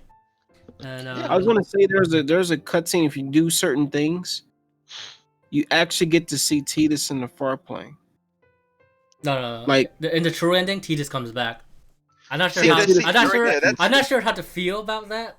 Since I No, think, see that right there. I take major issue Yeah. with that. I just that totally negates ruins the all of ending the of emotions. Final Fantasy well, here's X. the thing though, he don't Makes really it truly makes the comes ending back. of Final Fantasy X meaningless. He only comes Yeah. back through the far plane. It's not like he. No, he comes that's back. the fact that he comes back at all. Period. That ruins the theme. Like one of the themes of Final Fantasy X of death is moving on from death.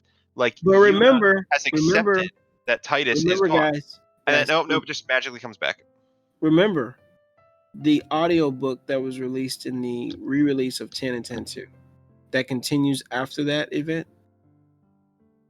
That was supposed to be 10-3.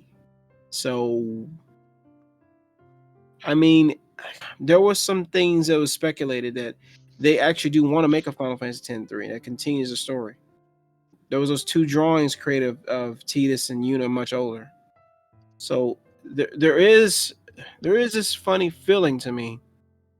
At some point, they may in fact go back and finish this story. I don't think the story's done.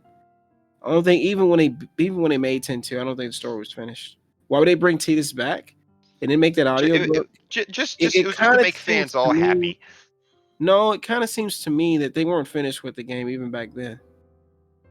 So I don't think we're done with the Tens universe yet. We'll just have to see if any of this comes to fruition, I guess. I do agree with Sword that the true ending of Final Fantasy X2 kind of like really goes against and undermines the ending of Final Fantasy X. That's why I like the normal ending of Final Fantasy X2 better. Well, here's the thing though.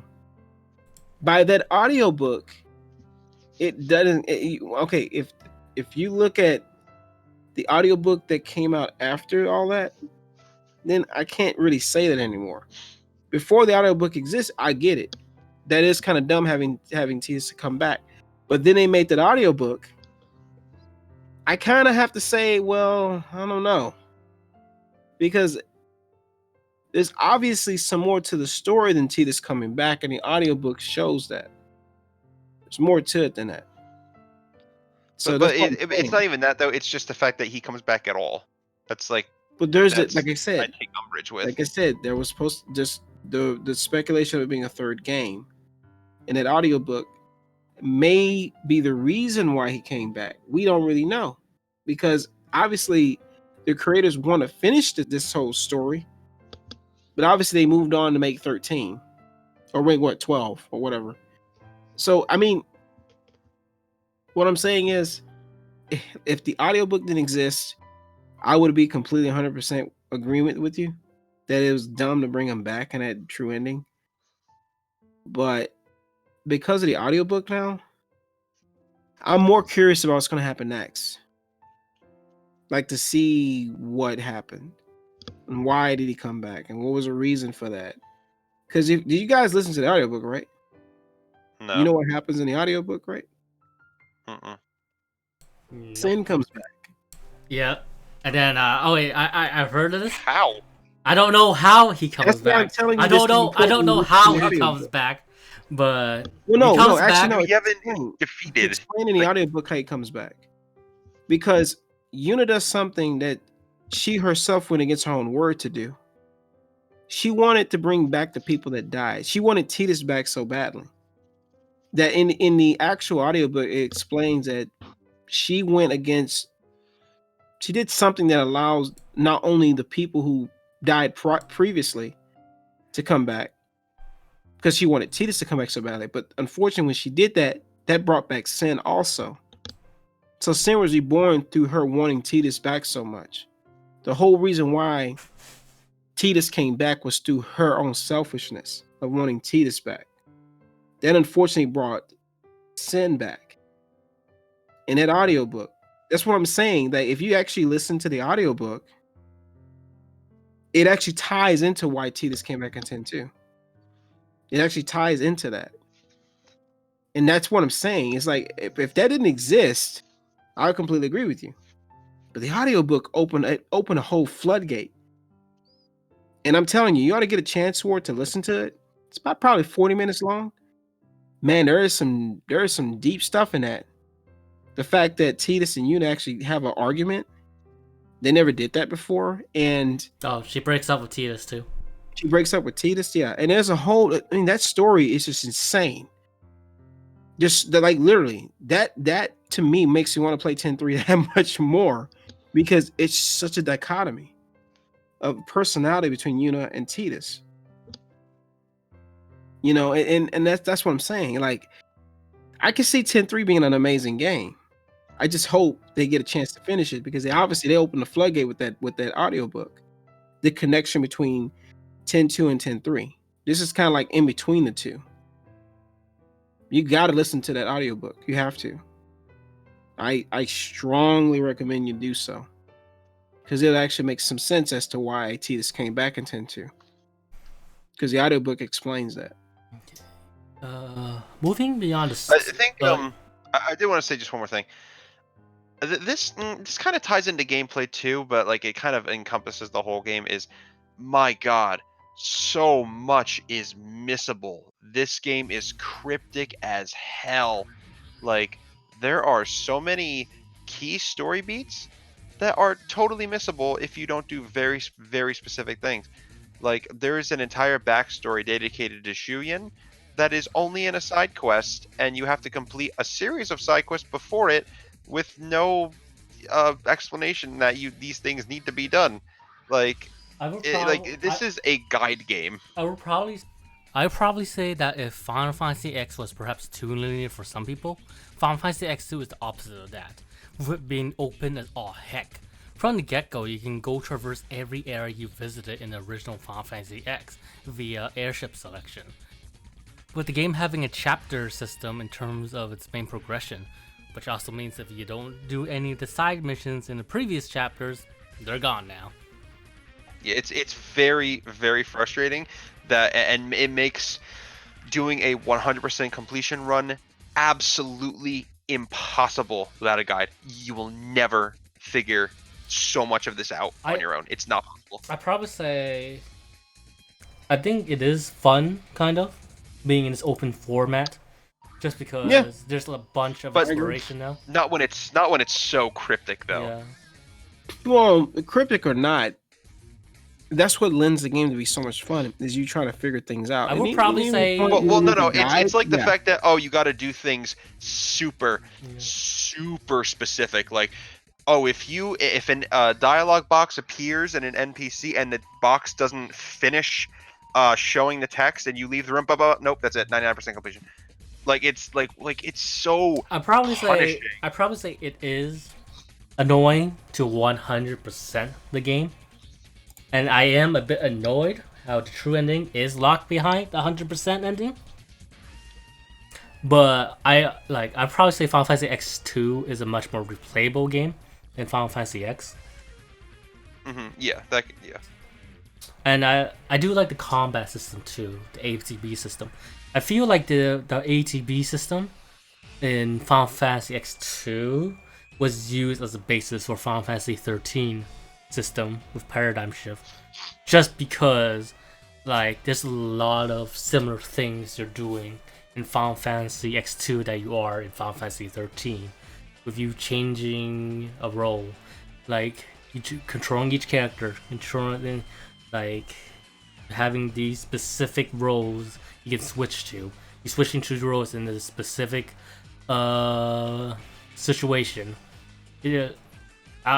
That's how it felt in that Final Fantasy 13 felt like very X2-ish when I first played 13 for the first time. And it, Yeah, it was definitely like like I'd probably say Final Fantasy X2 is a more controllable version of Final Fantasy 13 combat system, which might be more fun.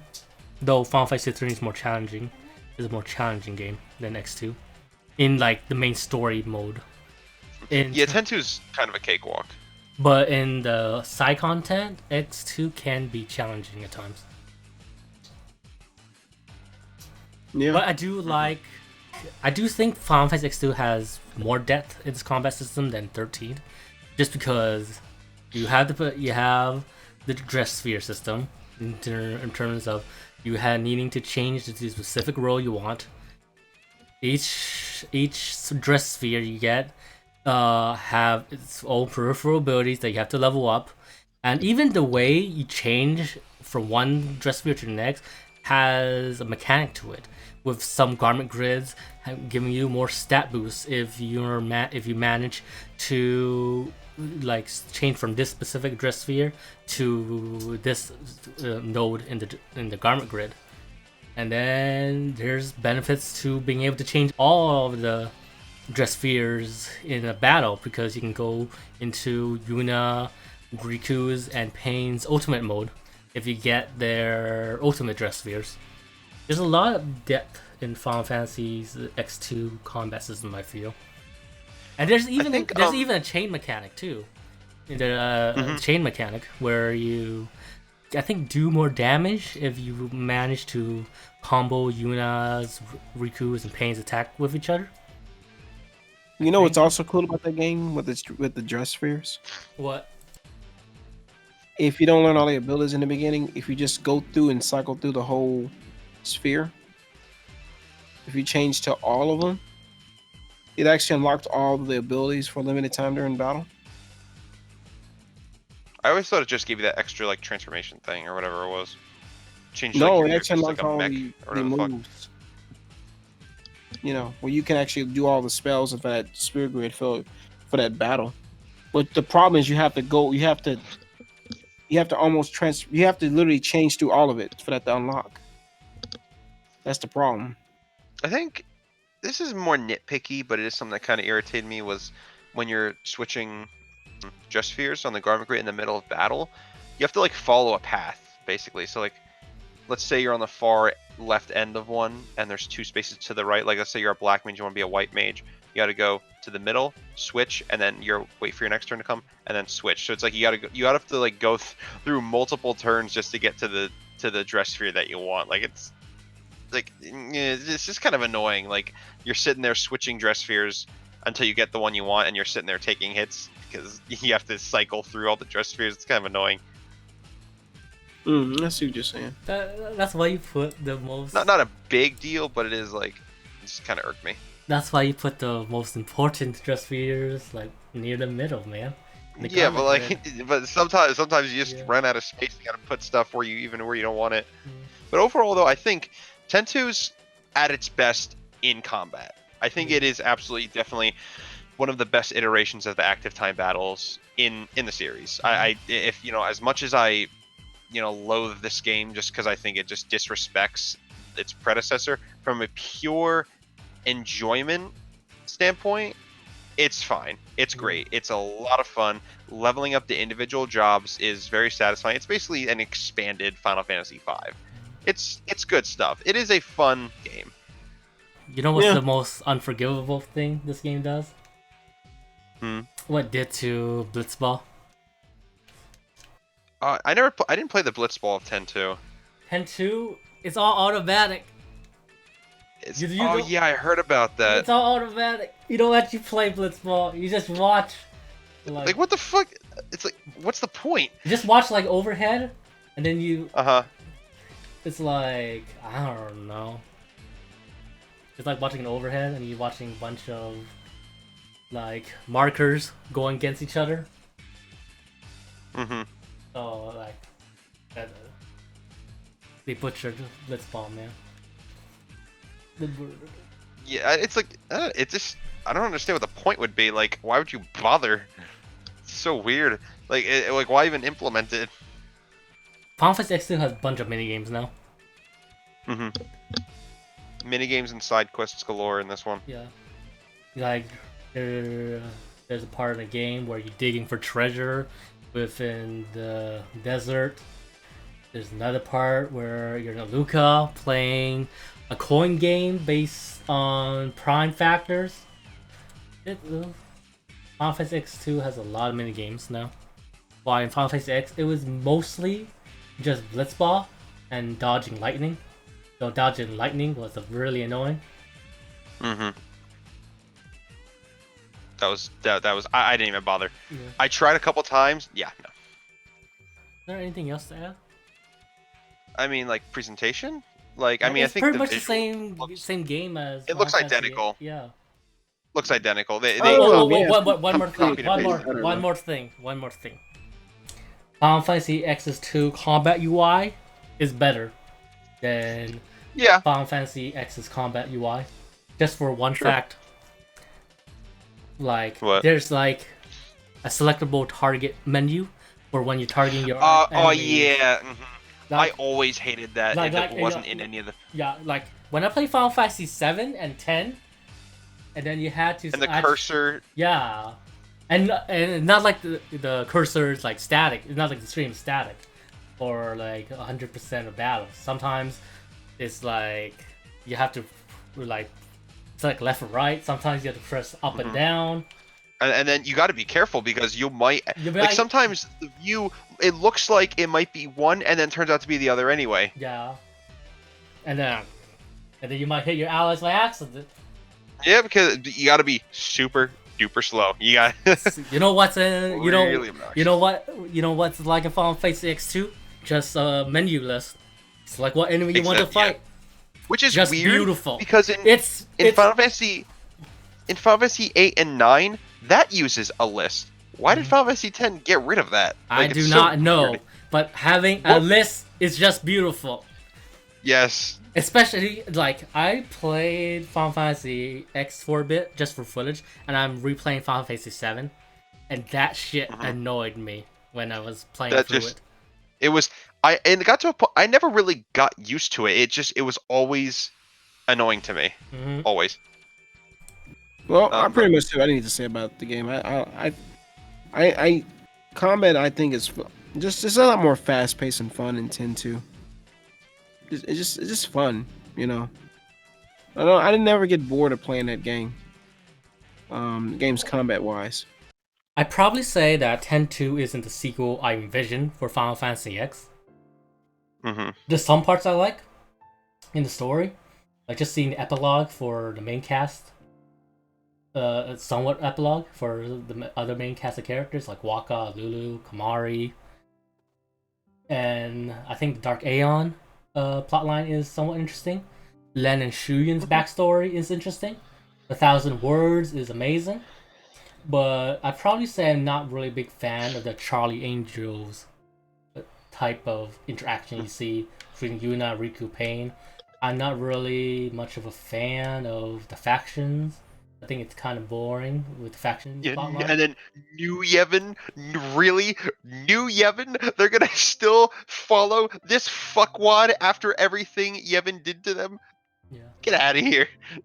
And yeah, it's like Final Fantasy X2 is a game I enjoyed when I was playing through it, but just because for those story beats that I say I enjoyed, and for the combat system, I like how open-ended it is compared to Final Fantasy X. And I do think it needed to be this format, just because if Final Fantasy X2 had the same structure as Final Fantasy X, it would probably be really boring, especially since you've already seen these areas before. Yeah. Mm-hmm. I say Final Fantasy X is a better game overall, even though like it doesn't have the best. Like I think Final Fantasy X2 has better gameplay than Final Fantasy X, but as an overall package as a game, I think Final Fantasy X is better, especially since it's introducing us to Spira. Why in Final Fantasy X2 there's really no new areas that's expanded. It's just the same usual areas with a few new areas. It's just not like a new concept that's being explored. I think just not much story-wise really happens in 10-2 for the Yeah. most part. Like there's some moments here and there, but when you get down to it, it's just a bunch of random hijinks. Yeah. And oh my god, do not get me started on LeBlanc and her goons, the Team Rocket of Final Fantasy. Come on now. You know you'd love their grand entrances and their grand exits. No. Oh my No. god. Like. And then You like let me oh my, people are really making big deal about the fan service on this game, just based on Yuna's design, the default design, and Riku's default design. I'd probably say it's represented with LeBlanc. Is like this is fan service as all shit. like there's a part. This is how ridiculous and fancy this game is, where Yuna literally has to give LeBlanc an orgasmic massage. I'm not fucking joking. This happens. It is ridiculous. Like, I mean, I could see if it's like maybe sort of a so bad it's good, but yeah. I really think this game would have been better off if it was just a completely separate spin-off title, had nothing to do with Final Fantasy X. It was just its own thing completely. Call it Final Fantasy Gull Wings or some shit. Unfortunately, Swore, that audiobook made it impossible. I guess I have to listen to it. Most definitely. Get you a nice drink and or maybe some ice cream or something or something, and sit down and kind of like Masterpiece Theater. Get your nice chair at a fireplace. Gonna take you places. Cool.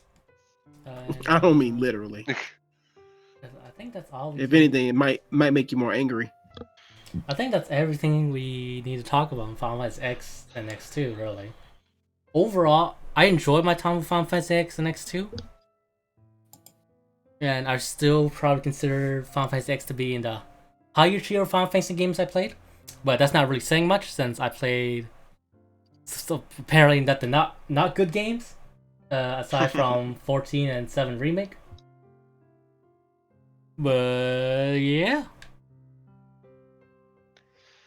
Overall, yeah, I absolutely give the award to Final Fantasy X. I know 10-2 has its merits. It is a fun game, but like, I just think that it really kind of it disrespects the original. I just think Final Fantasy X is such a powerful game, and it meant so much to me, and it meant a lot. Meant a lot to so many people, and to just kind of trash all over the original story by making it just this happy-go-lucky, cutesy, silly adventure, and just transforming some of my favorite characters into idiots, basically. Like Yuna and Riku, they're like I said before, they're like airheads. Like they're so like, why they lose brain cells? I don't know why are they so stupid and More like, why did they gain ADD between the first and second game? they're so just did not handle the characters well. So like, just I really think from a pure story standpoint, it's bad, really, really bad in terms of what it how it basically just not ruins the story of the original, but really puts a damper on it, and just the way that it's structured. Like I said before, there's just so many missables, and there are key story beats hidden behind these missable optional scenes, and you have to get them in extremely specific ways. And the tiniest fuck up will lock you out of that. Like, it's ridiculous. Being open-ended is fine, that's one thing, but being so cryptic and so punishing for a simple mistake that a player would never manage to figure out on their own is just ridiculous. Like, it is structured horribly. There's just no getting around it. In terms of 100%ing, I'm sure. In terms of overall gameplay, I do like the open-ended structure in Final Fantasy X2. Yeah, no, that's nice. I do like that there's a lot of content in it. There's a lot to do. It's an open-ended game. You can play for many, many hours. There's, get a lot of bang for your buck. And it has a fun battle system. But, yeah, I mean, overall, I agree. Final Fantasy X, the overall better package, despite Final Fantasy X-2 having, like, more replayability. Yeah. 10 is just a more solidly put together title, so. Well, overall for me, while I do agree to Sword that the story of 10's better done, I just ultimately think that gameplay wise, just seals it for me with 10-2 more. More of it's more active time battle system, improved gameplay mechanics, the assortment of different jobs, um, the sphere grid that 10 had was good, but ultimately the job changing, the dress spheres are just better in 10-2. I'm not saying I'm going for a Charlie's Angels approach was a good idea, but I would say ultimately the fun was just there. Fighting the Dark Aeons was great. Those challenging side quests was fun, and getting it in, and the game felt like it had more replayability than 10, just because it's not linear. It's more open to the start of the game, and there's so many, like Sword mentioned, cryptic side missions that require a strategy guide to in order to really do everything. But overall, I just had more fun with 10-2. And I remember back in the day, I remember not liking 10-2 at first. But again, as my opinion of 10 changed, my opinion of 10-2 actually changed to me liking it more than 10. It never was always like that. And that came down to the fact I think I enjoyed the game more. I didn't feel like I was stuck in one direction. Whereas 10-2 lets you have multitudes of directions you wanted to go. And I think that's why I enjoyed that game more so. I kind of, in a way, I'm kind of feeling the same way about 13-2 and 13 actually. Because at first I didn't like 13-2 because of just how all over the place the timeline was in that game. But now thinking on it now, I think I like 10-2 more than 13 because of the way it's structured, open-ended. It's not locked into one direction. Because you having to solve the different aspects of time travel to save or really to fix everything. I think I like that more so over that than 13. But that's a whole nother topic. But you say 13-2 I guess over what 13, I'm saying is right? opinions can change over time. You meant 13-2 over 13, right? Because I think you say 10-2 over 13. No, I meant to say 13-2 over 13. Okay.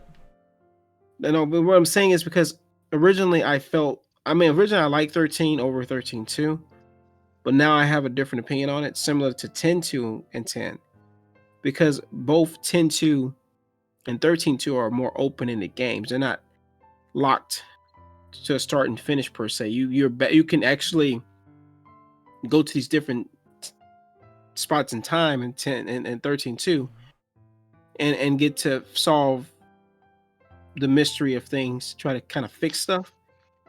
So in a way, you kind of you have the freedom of getting to move around and do things. Whereas, of course, the monster collection in 13-2 is fun. And I think because the game is not just straightforward, I think what I'm saying is, as I mentioned with 10, while I don't dislike 10, I think I like the more, I wouldn't say completely open world, but more the openness of having choice to get to move things along while you're still following the story. That's what I think I liked about 10-2 and 13-2 more than the original 10 and 13. While they in itself aren't bad, well, 10 in itself isn't a bad game. I think it's time, as I had time to think about it over the years, I think I see why I like that game more so. So overall, I would say they're both not bad games.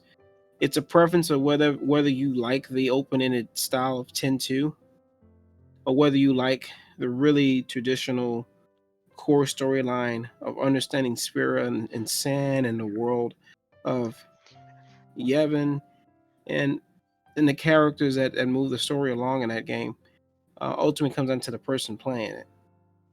Now, don't discredit playing 10 just to play 10-2 on my part. You need to play 10 because there's a lot of cryptic stuff in 10-2 that if you don't play the original 10, you won't understand the game.